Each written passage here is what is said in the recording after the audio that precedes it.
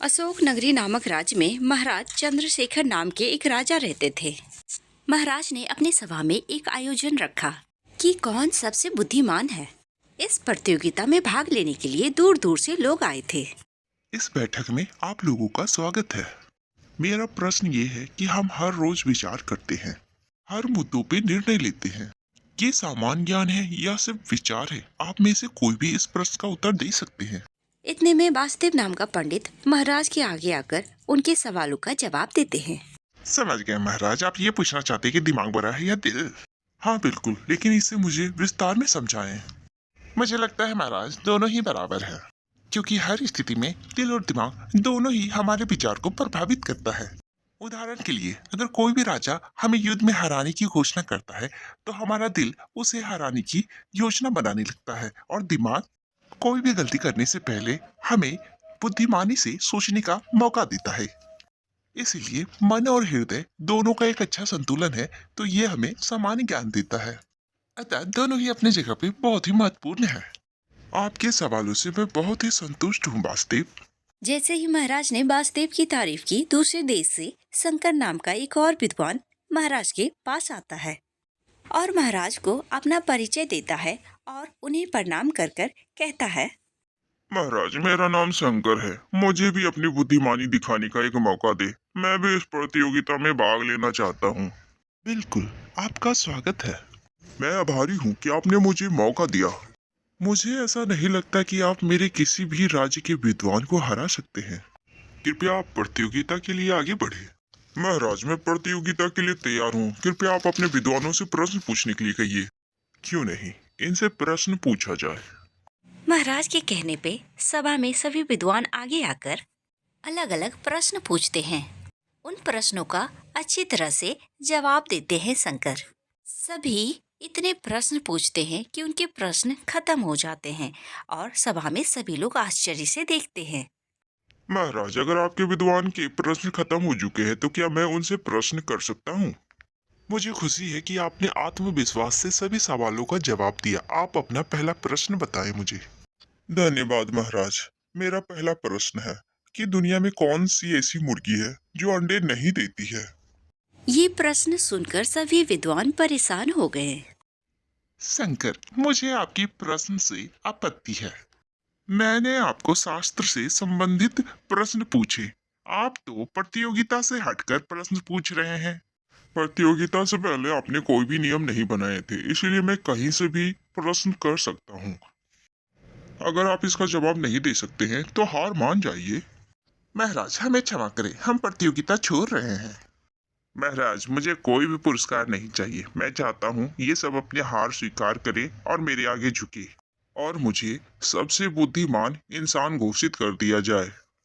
शंकर के इस विचारों से महाराज अपमानित महसूस करने लगे और मन ही मन अलग अलग विचारों से सोचने लगे कि इस घमंडी शंकर को कैसे हराया जाए।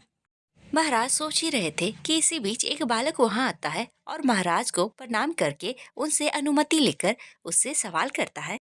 महाराज मेरा नाम सूरज है, अगर आप मुझे अनुमति दे तो मैं इनसे सवाल कर सकता हूँ। क्यों नहीं सूरज, आप अपना प्रश्न पूछें। क्षमा करें महाराज, मैंने आपके सभी विद्वानों को हराया है, फिर मुझे इस छोटे से बच्चे से आप मुकाबला करने के लिए क्यों कह रहे हैं? अरे आपने इतने सवालों के जवाब दिया, आप तो बहुत ज्ञानी हैं, फिर इस बच्चे से क्यों डरना भला? अरे नहीं, मैं परेशान क्यों? मैं परेशान नहीं हूँ। दीपक तुम आगे बढ़ो, अपना प्रश्न पूछो। मैं तुम्हारे सवालों का एक झटके में जवाब देकर यहाँ से निकल जाऊंगा। मैं मानता हूँ कि आप बहुत बड़े विद्वान हैं। मैं आपके सवालों का जवाब नहीं दे सकता, लेकिन आप मेरे सवालों का जवाब दे सकते हैं। अगर मैं हारता हूँ तो मैं अपना हार स्वीकार करूंगा।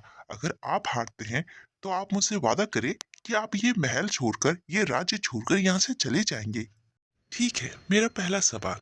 एक रास्ते पर तीन बकरियां चल रही होती है और उसी रास्ते से एक आदमी आ रहा होता है और उस बकरी से जाकर पूछता है, ये बकरी बकरी तेरे पीछे कितनी बकरियां हैं? वैसे तो बहुत सारी बकरियां हैं, लेकिन अभी मेरे पीछे सिर्फ 2 बकरियां हैं। और वो आदमी फिर दूसरे बकरी के पास जाकर वही सवाल करता है, बकरी बकरी तेरे पीछे कितनी बकरियां हैं? तुमने उससे यही सवाल किया था ना, मेरे पीछे 2 बकरियां हैं। आप ये कहानी सुनने के बाद आप ये बताइए कि दोनों बकरियों ने एक ही जवाब क्यों दिया? क्या आपको लगता है कि दूसरी बकरी के पीछे और भी दो बकरियां होंगी? अरे वो बकरियां गोले में घूम रही थी, इसीलिए एक बकरी के पीछे दो बकरियां और होंगी ना। इसी वजह से दूसरे ने भी वही कहा। मैंने आपको पहले ही बताया कि बकरियां एक के बाद एक सीधी चल रही हैं, फिर आप कैसे मान सकते हैं कि वो गोले में चल रही हैं?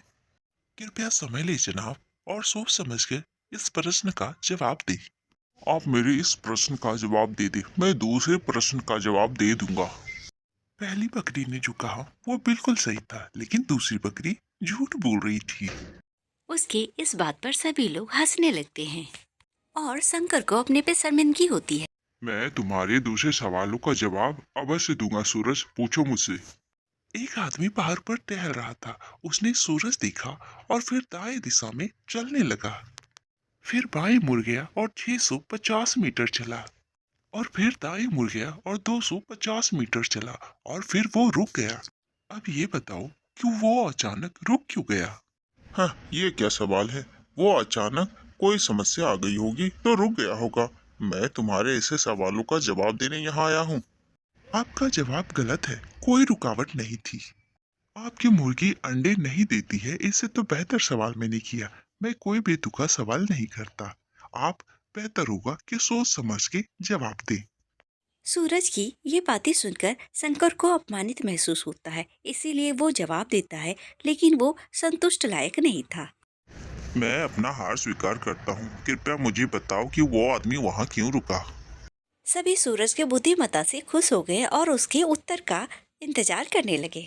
आसान सवाल है। उसे आगे जाने की कोई इच्छा नहीं थी, इसीलिए वो वहीं रुक गया था। आखिरकार सूरज ने शंकर का घमंड चकनाचूर कर दिया था। शंकर जी, आप बड़े विद्वान हो सकते हैं, पर मजाकिया नहीं। ज्ञान की कोई सीमा नहीं होती है। किसी भी प्रश्न का उत्तर देने के लिए सामान्य ज्ञान के साथ साथ बुद्धि की भी जरूरत होती है।